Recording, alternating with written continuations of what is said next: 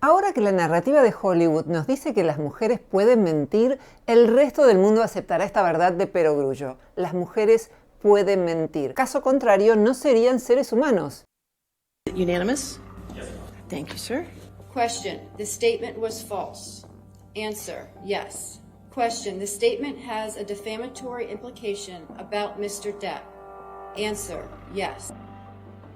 My head was bashing against the back of the bar and I couldn't breathe. And I remember trying to get up and I was slipping on the glass. My feet were slipping, my arms were slipping on the countertop. And I remember just trying to get up so I could breathe, so I could tell him. Isn't it true you just edited these photographs? No, I've never edited a photograph. I'm so sorry. Do this. Johnny had the bottle inside of me. The results of Ms. Heard's evaluation supported borderline personality disorder and histrionic personality disorder. But I have never in my life committed physical abuse. No matter what happens, I did get here and I did tell the truth. Johnny Depp le ganó esta semana a su exmujer Amber Heard un juicio por difamación. La mayoría de los medios te dirán que hubo difamación mutua. Y en parte es cierto, pero el monto de resarcimiento que deberá pagar ella es de $15 millones, mientras que el que deberá pagar él es de $2 millones, lo que reflejaría la proporcionalidad de la pena mucho más severa para ella. Además, la difamación con la que ella lo contrademandó proviene de la boca del abogado de Depp y no de Johnny Depp. Pero más importante aún, lo que muchos medios omiten es que para probar que no hubo difamación, primero hay que probar que los dichos de Amber Heard son ciertos, es decir, que hubo abusos físicos y de todo tipo por parte de él. Y lo que la prensa omite o deja para el último renglón es la consideración por parte del jurado de que Amber Heard mintió. Es decir, que el jurado popular descree que él la haya maltratado y que descree de la acusación que ella sacó de la galera en este juicio porque no la había mencionado nunca antes sobre la posibilidad de que él haya cometido abuso con acceso carnal. Y que mintió en muchas cosas más. Esto contradice una idea que se ha instalado en el activismo de género hegemónico y es que las mujeres en estos casos nunca mienten y por tanto hay que creerles. Hay incluso un hashtag que se llama Yo te creo hermana. En este video vamos a referirnos al contexto social en el que creemos que debe ser comprendido este caso judicial. Básicamente me refiero al Me Too y a las repercusiones que ha tenido este movimiento en la Argentina, por ejemplo con el movimiento Ni Una Menos. También vamos a hacer un análisis desde la perspectiva de la filosofía del derecho de este que va a convertirse probablemente en un leading case, en un caso que va a sentar jurisprudencia para situaciones similares. Vamos a referirnos también al valor que tiene la verdad en este juicio, vamos a sintetizarlo y también a sacar algunas conclusiones.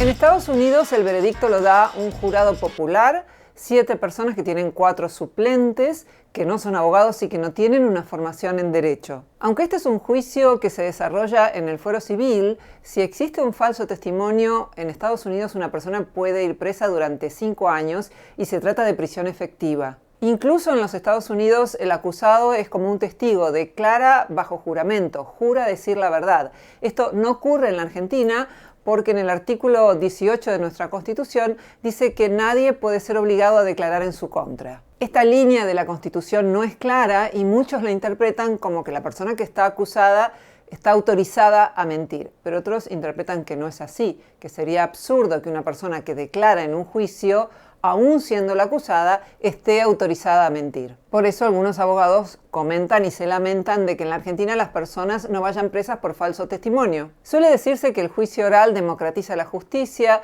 que es mucho más difícil que una persona que miente no quede en evidencia. Puede ser, pero esto no garantiza la verdad. Se consiguen pruebas, indicios, pero la verdad como norte no debe perderse. Acá las verdades a ser probadas eran si ella fue objeto de abusos físicos de todo tipo, si hubo una difamación en el diario Washington Post, básicamente porque Amber Heard habló de él sin mencionar su nombre, diciendo que ella había padecido abusos físicos de todo tipo. En la modalidad de juicio oral, la credibilidad es algo central, es un concepto clave. Y acá el jurado popular consideró que ella había mentido en gran cantidad de situaciones. Retocó una foto en donde aparece con el ojo magullado, algo que llevó al juez a dictar una orden de restricción para que él no pudiera acercarse a la casa. Porque todo este conflicto se inicia cuando en el año 2016 él le anuncia que quiere divorciarse. Como en tantas otras situaciones, en ese momento, cuando se produce un divorcio conflictivo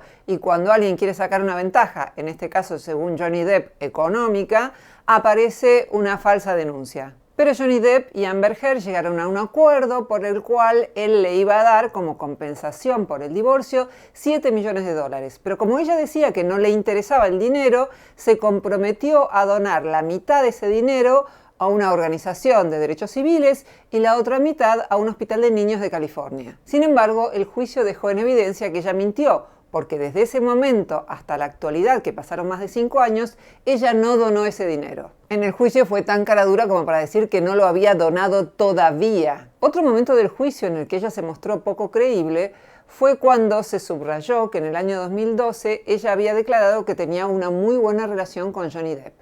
Y también dijo más tarde que ese año él la había agredido. Y también ese año ella le regaló un cuchillo con una forma bastante imponente, un cuchillo con el que se podría tranquilamente herir a alguien, y si una persona resulta peligrosa, es raro que se le regale un cuchillo. ¿Qué argumentó ella? A mí no me hubiera importado que él me agrediera con ese cuchillo en ese momento. No sonaba muy creíble. También eran conocidas antes de este juicio las grabaciones en las que ella reconocía delante de él haberle tirado ollas y sartenes por la cabeza, haberle pegado en la mandíbula. Hay que decir que la primera acusación por difamación que hizo Johnny Depp fue al diario The Sun, un diario británico, y ese juicio no lo ganó porque no pudo demostrar que él no la había agredido. Recuerdo que no era un juicio penal, no era un juicio por las agresiones en sí mismas, sino por difamación. Lo que pasa es que para demostrar que existe una difamación, primero hay que demostrar que lo que dice el medio de difusión no es cierto. Vamos a decir muy brevemente cómo se desarrollaron los hechos.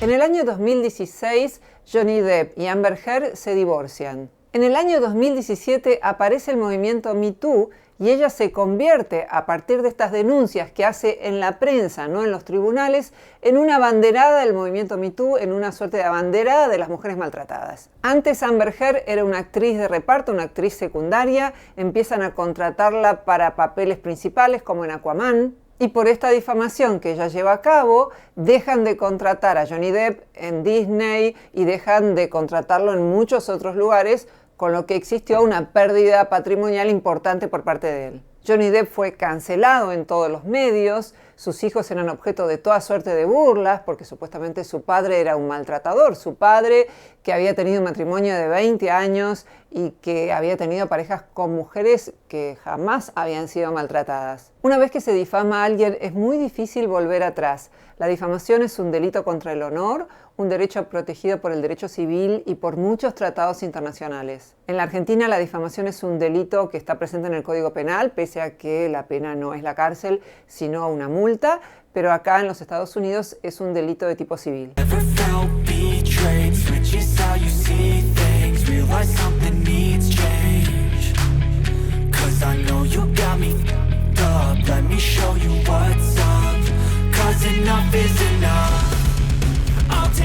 El movimiento Me Too, que significa Yo También, surgió en los Estados Unidos en octubre del 2017 tras las acusaciones públicas, particularmente en las redes, que sufrió Harvey Weinstein, un productor de Hollywood. En ese momento la actriz Alyssa Milano animó a que las mujeres tuitearan sus experiencias de acoso. Miles de mujeres en todo el mundo, bajo el hashtag MeToo, tuitearon durante días y días experiencias de lo que consideraban que había sido un acoso o un abuso. Los scratches a Harvey Weinstein hicieron que se lo condenara mucho antes de que tuviera derecho a ser juzgado en un juicio. En este momento está en la cárcel, hicimos un video especial sobre ese caso. ¿Qué derechos se quebrantan cuando se escracha a una persona en las redes sociales? Básicamente su derecho a ser defendido en un juicio. Se quebranta el principio de legalidad, que es lo que hace que el delito esté claramente tipificado y puesto por escrito, porque el acoso es un concepto bastante vago si no podemos precisar a qué nos referimos cuando hablamos de acoso. Hace poco circulaba por Twitter una chica que decía que había sido acosada porque un compañero de trabajo le dejó una nota cuando ella estaba ausente diciendo que quería salir con ella. Eso no es acoso. tiene que haber insistencia, tiene que haber determinadas condiciones que eso no reunía. Y otra garantía constitucional que se quebranta cuando se escracha es la presunción de inocencia. Todo el mundo es presumido inocente hasta que se demuestre que es culpable. Si uno quiere invertir esto, bueno, no podrá vivir en un Estado de Derecho porque la mayor parte de los Estados de Derecho tienen el valor y el derecho a ser presumido inocente antes de que se demuestre que es culpable. Es como si con el Me Too se hubiera borrado de un plumazo todo el derecho.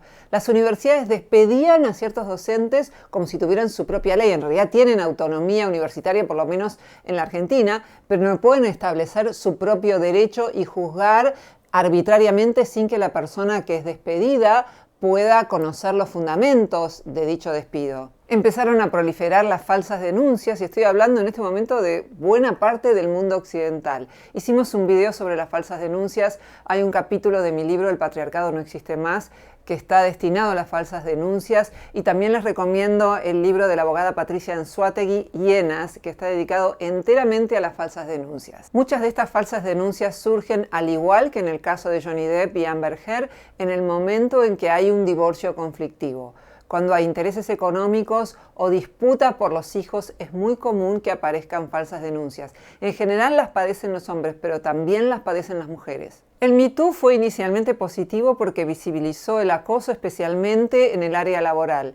Pero visto a la distancia, creo que sus efectos fueron más negativos que positivos. Invitó a las mujeres a denunciar en las redes sociales una pluralidad de conductas, desde abuso con acceso carnal hasta una mala noche en la cama, o una seducción torpe o no deseada. Y también alentó las falsas denuncias. El Me Too contribuyó a través del sesgo de disponibilidad a dar la impresión de que estas agresiones eran un fenómeno generalizado. El sesgo de disponibilidad es una distorsión según la cual lo más frecuente sería lo que nos resulta más fácil recordar. Si los medios de difusión hablan más de los accidentes de avión que de los de auto, tendemos a pensar que son más frecuentes los accidentes de avión, cuando en realidad son mucho más frecuentes los de automóvil. Lo mismo ocurre con el acoso, si no hay una definición clara de lo que es, y si los medios están permanentemente insistiendo con la posibilidad de que haya un acoso, se vuelve ardua la posibilidad de hacer un buen diagnóstico y de establecer buenas estrategias para enfrentar el problema. En todo el mundo occidental, el movimiento Me Too tuvo un gran impacto y la Argentina no fue la excepción. La tendencia se pronunció con actrices que empezaron a hacer denuncias públicas. La actriz Calu Rivero denunció al actor Juan D'Artés después de años de haber trabajado con él, de haberle dado besos demasiado fogosos sin haber hecho ninguna denuncia en ningún juzgado. Es difícil imaginar una denuncia de una actriz que dice que el actor le dio besos demasiado fogosos. El actor Juan D'Artés fue objeto de otras denuncias y sí, en este caso hubo denuncias judiciales, pero se fue a Brasil antes de que termine el proceso. La actriz Thelma Fardín lo acusó de un hecho que había acontecido muchos años atrás, cuando ella tenía 16 años y él 45. Tras las acusaciones públicas a Juan D'Artés siguieron otras denuncias hechas a periodistas, actores, profesores universitarios que fueron despedidos rápidamente de sus cargos. Adolescentes eran escrachados en el patio de la escuela secundaria. Y en general era escrachado todo hombre que una mujer considerara abusador. El juicio que ganó Johnny Depp parece poner un freno a la modalidad del escrache que fue popularizada por el Me Too. Es un leading case, es un caso líder y como saben en los Estados Unidos la jurisprudencia cuenta mucho más que en otros sistemas jurídicos.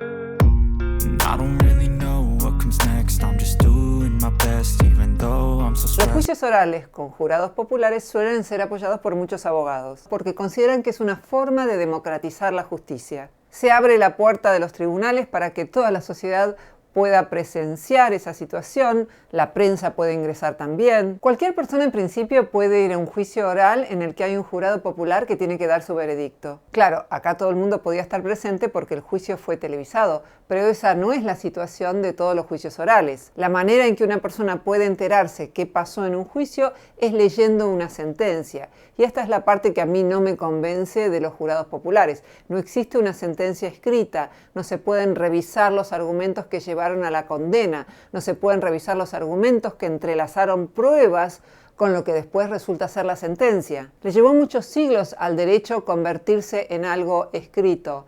En la antigua Roma, antes de que el derecho fuera puesto por escrito, una persona podía ser acusada y no sabía de qué la acusaban.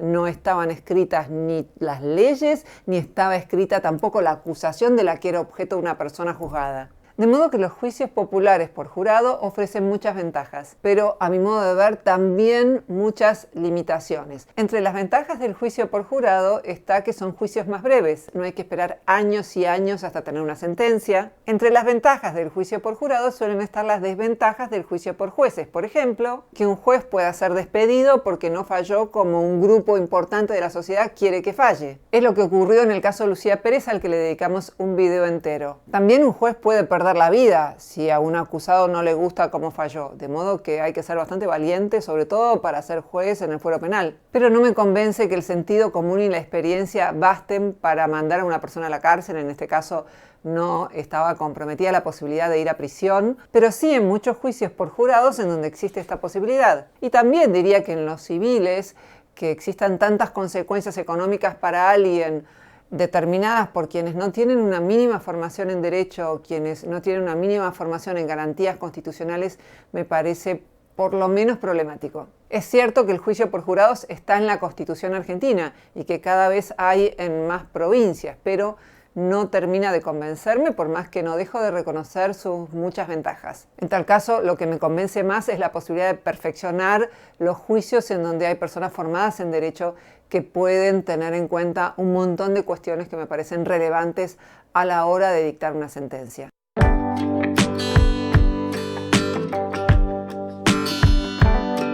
Buena parte del feminismo hegemónico suele aducir que el porcentaje de denuncias falsas es mínimo y que por tanto es mejor creer a las mujeres cuando hacen una denuncia. Destacan, por ejemplo, que según la Fiscalía del Estado español del 2017, solo el 0,01% de las denuncias resultaron falsas. Pero lo más adecuado sería decir que solo se investigó un porcentaje mínimo de denuncias falsas, no que el número de denuncias falsas es despreciable. ¿Por qué digo esto? Porque la mayoría de las denuncias presentadas son archivadas o sobreseídas, y no sabemos en esa gran bolsa de gatos si hay denuncias falsas, si hay denuncias que no eran falsas, porque son muy pocas las personas que una vez que han tenido que soportar un juicio larguísimo, nuevamente inician un juicio para determinar que fue falsa la denuncia. Muchos están cansados de merodear los tribunales y quieren estar tranquilos. Cuando se sospecha que una denuncia es falsa, los fiscales deberían trabajar de oficio y realizar una nueva denuncia, pero en general no lo hacen. Es justamente en este enorme volumen de denuncias archivadas o sobreseídas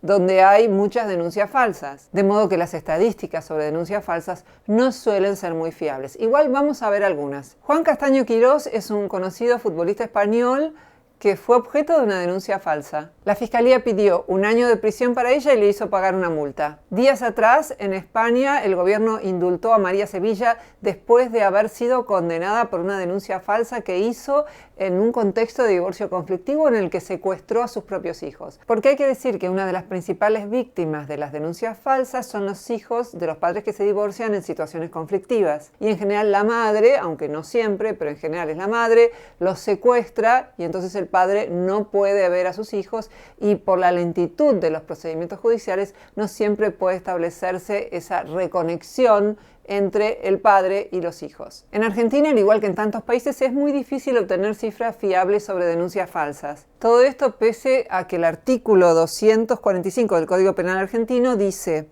se impondrá prisión de 2 meses a 1 año o multa al que denunciare falsamente un delito ante la autoridad. Algunos estudios calcularon que las denuncias falsas oscilan entre el 2% y el 10% del total. Otros estudios realizados en Europa muestran que representan entre el 2 y el 6%. Otros sostienen que hay consenso en Europa de que las denuncias falsas representan el 9%. En Dinamarca se han reportado 1,5% de denuncias falsas y en Canadá 10%. El Ministerio de Justicia del Reino Unido publicó un informe que describe casos registrados de abril del 2008 a marzo del 2009. Señalaron que el 12% de las denuncias cayeron en una categoría amplia de acusaciones dudosas. La víctima estaba intoxicada, hubo un retraso en la denuncia del delito, la víctima se retractó de la denuncia después del hecho o no se registraron pruebas de daños corporales. En uno de los escasos estudios existentes, con la cooperación de la agencia policial de una pequeña comunidad metropolitana de Estados Unidos, se estudiaron 45 denuncias consecutivas, descartadas y falsas, que cubrieron un periodo de 9 años. constituyeron el 41% del total de casos de una muestra de 109 casos reportados durante ese periodo. Con todo, recuerdo que esos son casos de denuncias falsas probadas en la justicia. Hay muchas otras que, como decía antes, quedan en el sobreseimiento y quedan al ser archivados los casos, es decir, quedan por investigar. No se sabe si fueron falsas o no fueron falsas.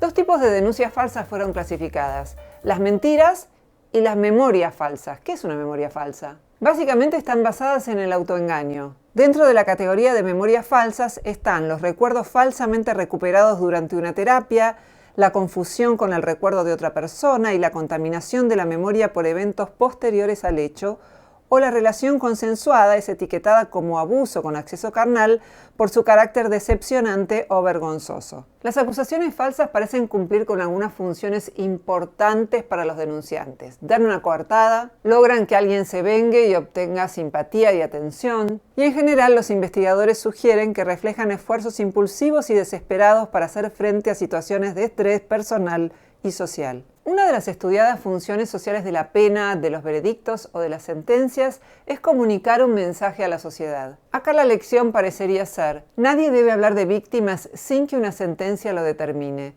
Mientras tanto, son denunciantes. Estas disputas no se deben resolver escrachando, sino en los tribunales, único lugar en donde hay más posibilidad de contar con garantías constitucionales como el derecho a un debido proceso, el principio de inocencia y el de legalidad. Llevó siglos conquistar estas garantías y ningún movimiento en favor de derechos particulares debería anularlas.